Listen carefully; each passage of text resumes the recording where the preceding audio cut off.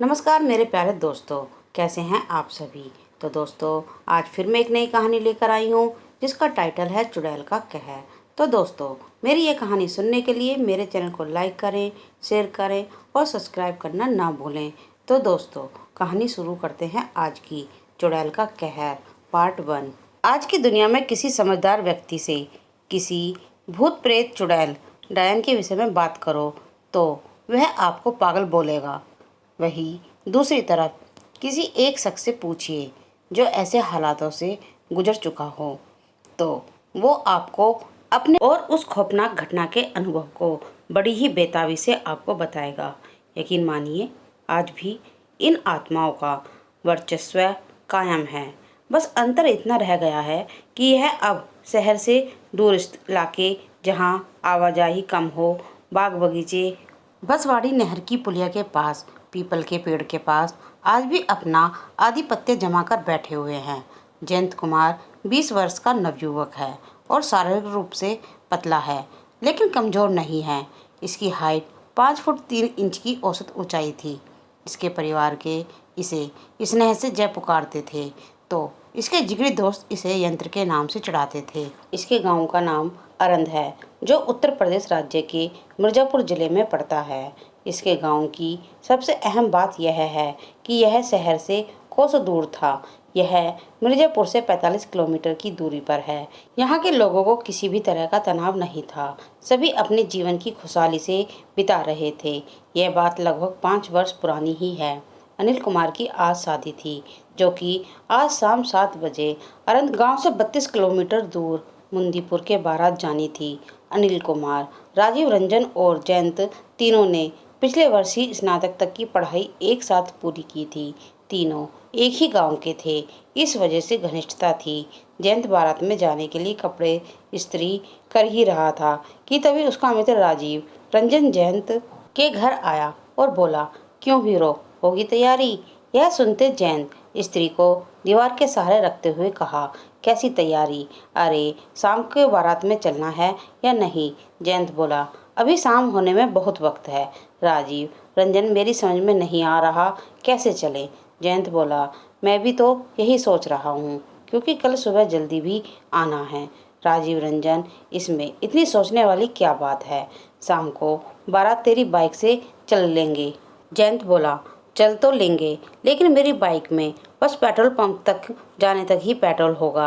राजीव रंजन, देख, फिर क्यों ना ऐसा करें कि बाइक से ही दोनों चलते हैं और पेट्रोल की कीमत दोनों आधी आधी कर लेंगे। जयंत बोला, यह उपाय सही रहेगा, क्योंकि मेरा जल्दी आना ज़्यादा ज़रूरी भी है। यह सुनने के बाद उसने 50 रुपये का नोट उसे थमाया और उसने वह अपने अपने पास सुरक्षित रख लिया। फिर थोड़ी देर में वह भी कुछ आवश्यक काम का हवाला देते हुए वहाँ से चलता बना। उसके बताई हुई योजना के अनुसार जयंत ठीक शाम 7 बजे उसके घर पहुँच जाता है। जयंत उसको वहाँ न पाकर हस्त प्रबड़ रह जाता है। उसके घर वालों ने पूछने पर पता लगता है कि अभी थोड़ी देर पहले गांव का ही कोई व्यक्ति आया था। शायद वह उसी से साथ लगभग आधे घंटे पहले बारात के लिए निकल गया। जयंत जेब से मोबाइल निकालकर उसको कॉल लगाता है, तो उसका नंबर आउट ऑफ नेटवर्क बताता है। जयंत 2-3 बार और कोशिश करता है और खींचकर मोबाइल जेब में डाल लेता है और उसे कोसता है, ये राजीव रंजन है या कोई दंतमंजन? जब इसे कहा था कि ठीक 7 बजे चलना है, तो यह किसके साथ चला गया? उसे यदि जाना ही था तो कम से कम बता तो देना चाहिए था। ऊपर से उसका नंबर भी नहीं लग रहा। यह कहते हुए उसने बाइक की चाबी घुमाई और घुमा के वक्त देखा तो घड़ी 8 बजने का इशारा कर रही थी। उसने बाइक स्टार्ट करके अकेले ही आनंद से मंदीपुर अपनी 2 पहिए से ही निकल पड़ा। अगले 40 मिनट के अंदर ही वह मंदीपुर गांव में आ चुका था। उसने देखा कि सड़क के किनारे रंग बिरंगी रोशनी के साथ एक कतार में कुछ लोग बिजली के लैंप को ढो रहे थे, जो कि आर्केस्ट्रा वाले को उस अंधेरे में रास्ता दिखाने का बेखूबी काम निभा रहे थे। आर्केस्ट्रा के आगे आगे गांव के कुछ लोग रंग बिरंगे परिधानों में अपने नृत्य का कौशल दिखाने में मशगूल थे। इनमें कुछ लोग वो भी थे जिन्हें आज तक अपनी नृत्य की अद्वितीय प्रतिभा दिखाने का कभी अवसर नहीं मिला था और इस मौके को वो अच्छी तरह से भुना रहे थे। इसमें से कुछ अधेड़ उम्र के व्यक्ति हाथों से इशारा कर कर के आने जाने वाली गाड़ियों पर हुक्म चलाते हुए उन्हें अपने हिसाब से रास्ता भी दिखाने का काम करने में लगे हुए थे। सभी अपनी धुन में मस्त थे। वहीं दूसरी तरफ जयंत का मित्र अनिल कुमार, जो सुनहरे रंग की शेरवानी और कत्थे रंग के पगड़ी के साथ में सफ़ेद घोड़े पर बैठे, मुंह को लटकाए धीरे धीरे आगे बढ़ रहा था, मानो जैसे कह रहा हो कि इसकी बर्बादी पर इसे छोड़कर सभी जश्न मना रहे हैं और उसकी व्यथा सुनने वाला कोई नहीं है। शायद अब बहुत देर हो गई हो इन सभी व्यक्तियों से। जब जयंत की नज़र हटी और उसने बड़े ध्यान से सूक्ष्म निरीक्षण करते हुए देखा तो उसे राजीव रंजन कहीं भी नजर नहीं आया। उसे अब बहुत गुस्सा आया। उसने अब अपनी बाइक को निर्धारित गंतव्य पर लगाया और उसे एक बार फिर कॉल करके उसका जायजा लेना चाहा। वह जेब में मोबाइल निकाला तो देखकर दंग रह जाता है कि उसका मोबाइल स्विच ऑफ था।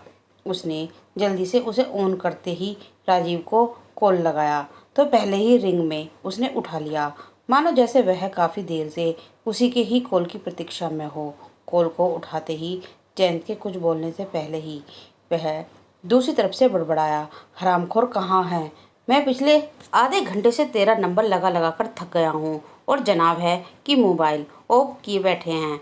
मैं कब से तैयार बैठा तेरी राह देख रहा हूँ।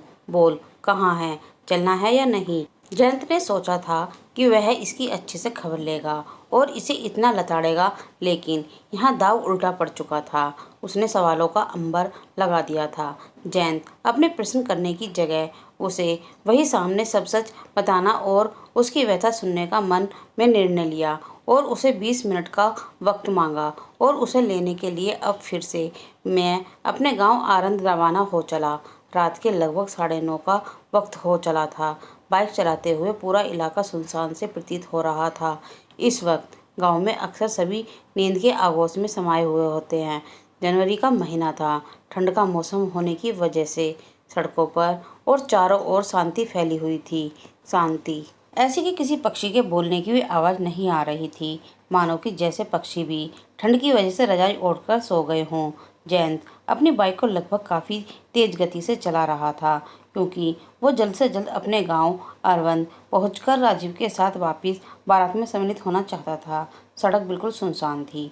रास्ते में बहुत ही कम घर थे, ना की मात्रा में ही, एवं रास्ते में सिर्फ हल्की ठंडी ठंडी हवा का अनुभव हो रहा था। अचानक जयंत को रास्ते पर एक आकृति सी दिखी जो तेज दौड़कर रास्ते को पार कर लेना चाह रही थी। उस आकृति को देखकर यह लग रहा था कि मानो जैसे वह कोई औरत हो।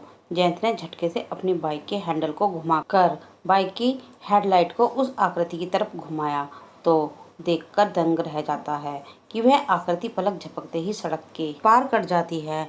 जयंत को यह देखकर विश्वास ही नहीं हुआ कि कोई पलक झपकते ही इतनी जल्दी सड़क कैसे पार कर सकता है। जयंत इन्हीं विचारों में उलझा पड़ा था कि तभी उसकी बाइक का हेडलाइट बंद पड़ जाती है।